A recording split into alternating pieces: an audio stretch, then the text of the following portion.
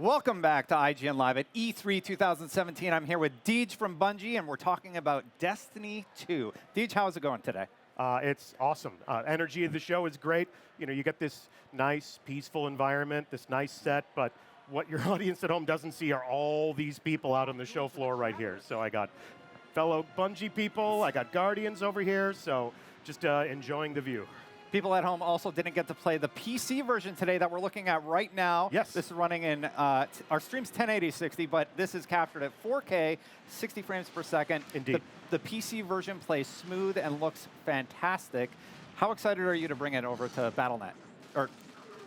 Yeah, well, we're working with our new friends at Blizzard, old friends, new partners, I guess would be the right way to put it, to bring Destiny 2 to PC, opening a whole new frontier for our community, welcoming new players to join us in this world, to join us on Bungie.net, to look at their stats, be members of the community, give us their feedback. Any community needs new blood. That is the lifeblood of any community, is new players to bring their opinions and their perceptions and their gunfire into a place like Destiny, where the different players of the game have a dramatic impact on every player's experience. So that's always an exciting thing. It's definitely going to be a unique perspective to bring in PC gamers or to welcome hardcore PC gamers who have been playing Destiny to choose their preferred platform. Definitely. You actually have some beta dates coming up. When are those? Okay, so the open beta for Destiny 2 begins for everyone on July 21st. If you go to destinythegame.com, you can pre-order the game to be among the first people to play, and it'll provide you with details as to when you can jump in first. Definitely. And then a little bit later on PC, correct?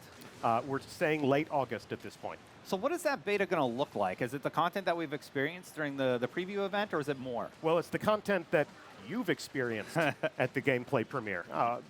We began this journey into the world of Destiny 2 with a deep and meaningful conversation with our community. Hundreds of people got to play at that point in time. We've brought those same activities here to E3, so yet thousands more people have been able to play Homecoming, the first mission of the game, the Inverted Spire Strike, as well as Countdown, the new Crucible mode.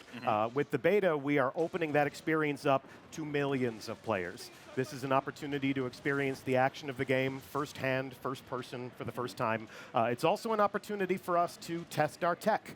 We've made new investments in server infrastructure. We've got new ways for the game to serve up its action. We've got new ways to bring people together, and we want to test the machinations behind the scenes to make sure that we'll be go for a good launch in September. So there's been some talk about ranked modes in multiplayer. Are those going to have exclusive rewards or something? Or can you tell me more about them? The talk that we've opened ourselves up to at E3 is that the Crucible is going to have some different options depending on your mood. Destiny, we've said many, many times, has different activities for different moods. We have different activities for every type of player, no matter how they like to play, if they like to play solo, cooperative, competitive.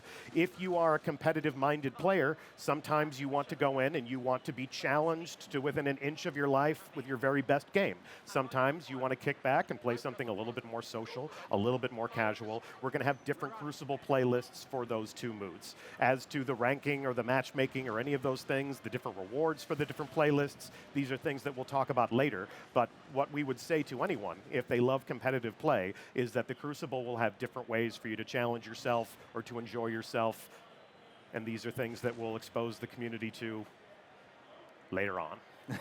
Speaking of ranked play, Iron Banner is one of my favorite modes. Is that going to be coming back in Destiny 2? Well, certainly there will be a Crucible end game.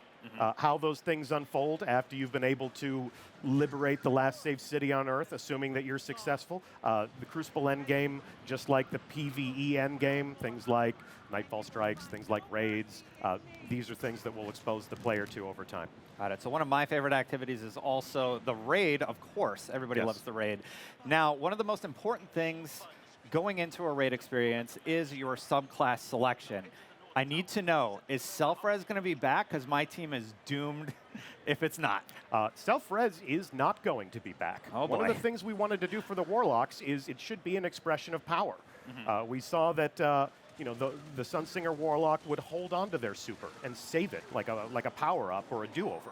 We want the Warlock to be a hero of action, a hero of intent and purpose and combat, just like all the other subclasses. I actually will politely disagree with you as one avid fan and player to another. I think the most important decision that you make before you go into a raid is who you bring with you.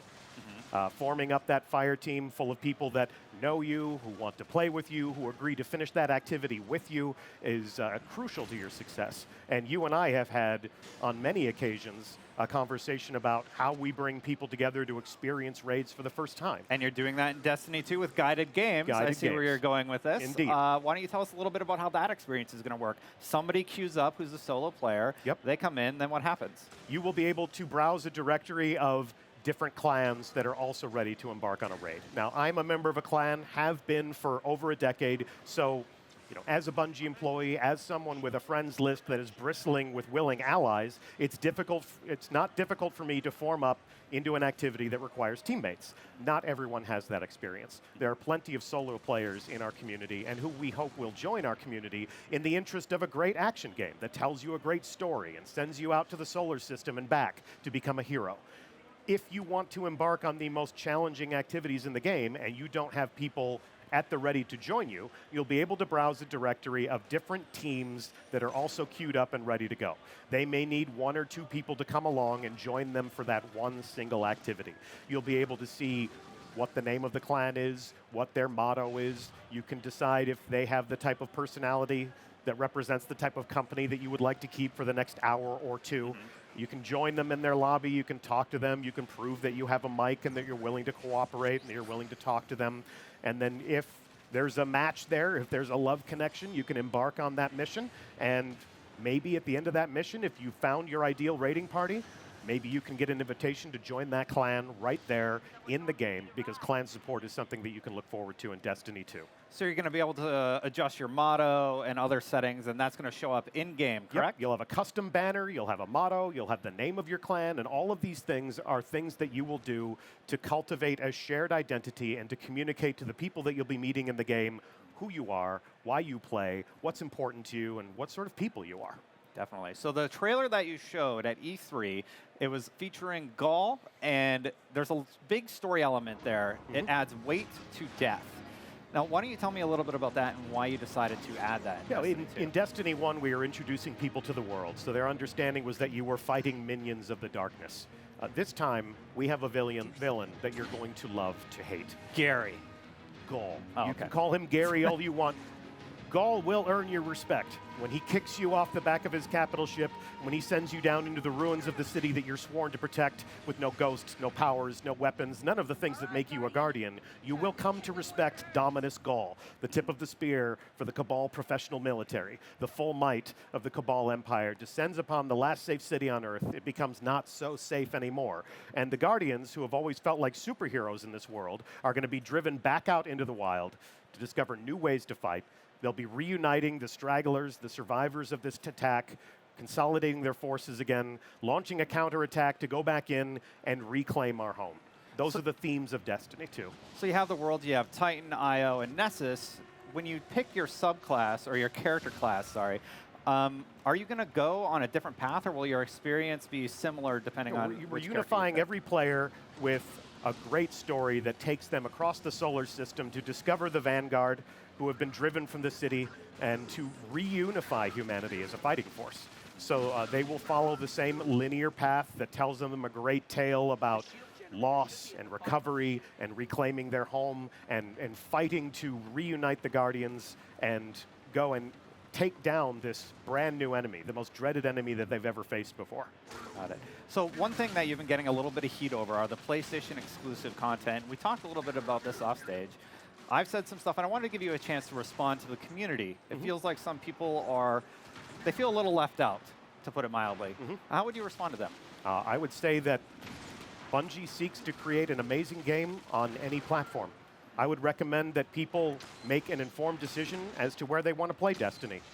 Play where your friends are. My focus as a community guy is to play on every single platform. We are pro player in that we put the player at the center of our creative process. Every single player that plays Destiny, if they're on our feedback forum, or if they're on an external website that they host and moderate, or if they're engaging us directly on Twitter, they have our ear. We're creating an amazing, whole experience for every single person that wants to play this game. It is no secret that there is additive content on the PlayStation 4. If you want that content, they'd love to have you as a member of their community. If you want a great action game that brings you into contact with other players and a developer that is eager to hear what you have to say and to evolve that experience based on your feedback, we'd love to have you as a Guardian. So where does that feedback go once you collect it all? It goes to every single person that works at Bungie. Cosmo, who is our fearless community manager, is always looking at our feedback forum or Reddit, which was his hometown in our community. He founded the deeply influential Destiny the Game subreddit. He looks at the people who are engaging us directly on Twitter, and he digests all of that feedback.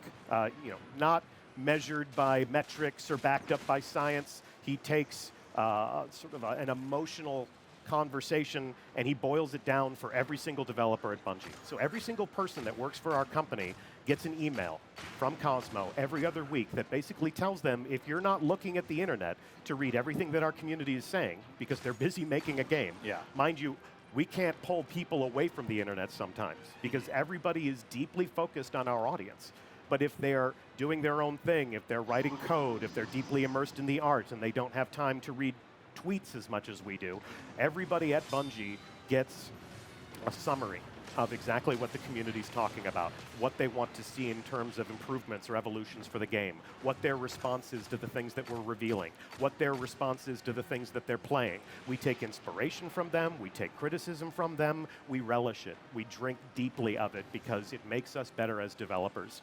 And any person in our community who takes the time to talk to us about what we're making and what they're playing has a voice, and they have a seat at our table. So when I start Destiny 2, am I going to be able to create more than one character? How many? I'm actually not certain how many characters that you'll be able to create in Destiny, but when you start Destiny 2, you will build a character that you want to embark on that journey with. That character will lose everything that makes them a Guardian, and then you will begin to rebuild that hero from the ground up with new weapons, new ways to fight, new allies that you'll encounter in the worlds of these games, new rewards that will make you powerful again, and then at a certain point in time, it will be the moment when you launch a counterattack against the Red Legion that have occupied our home. And if I bring in a character from the first game, there is some transference there, your appearance and such. Do I have a chance to alter my appearance or alter the subclass that I've picked? I don't want to make any promises about what they call the new user experience, about the first moment in Destiny, but what I can tell you is what you are bringing along with you as an existing player of our game is legacy. You are bringing along your pedigree as a Guardian who has been with us from the start. There will be new members of our community. There will be people who join us in this world for the first time, and if they inspect you, they'll be able to tell that you are a force to be reckoned with, or you are a wise Guardian who can lead them to some of the more challenging aspects of the game. So we are going to give you the opportunity to strut your stuff and to demonstrate to people, I'm not new to this. And the great thing about that is that the Destiny community has been such a welcoming group of people. We've found such a strong sense of hospitality and such a strong social quality to this game that when people join the community, we found that people love to say, it's great you're here, let me show you how awesome I am through the activities that we'll share together. If you've never played a raid before, I would love to hear you scream and holler the first time that boss goes down and your cache fills up with new rewards. I want to hook you up with that. I want to expose you to everything that this game has to offer and everything you can find in this world, and we're making all of that easier to happen in Destiny.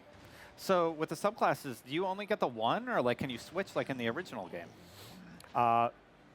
You'll understand how all the subclass works on a long enough timeline. But yes, obviously players can embrace more than one subclass as to how many or how that works. We still have designers who are refining the way all of these things work, and I'm going to leave that as a story that they can tell when they're ready. Got it. Last question, why did you move from the 8th to the 6th? We were ready to go. It sets us up for a good phased launch. I think we're going to see our peak concurrency on that weekend. So it just sets us up for a good, stable launch. Different people joining the servers, different people joining the population. We were ready to go. Content updates are better when they happen during the week before the weekend hits. So why not move it up a couple of days? Well, that's awesome. I get Yeah. to play sooner. Yes. Thank you so much for being on the show today. It's a Absolutely. pleasure, as it always is. Thank you so much. Guys, if you want to know more about Destiny 2, keep it right here on IGN Live at E3 2017, and we're going to have Bungie back on Fireteam Chat tonight. I'll see you there.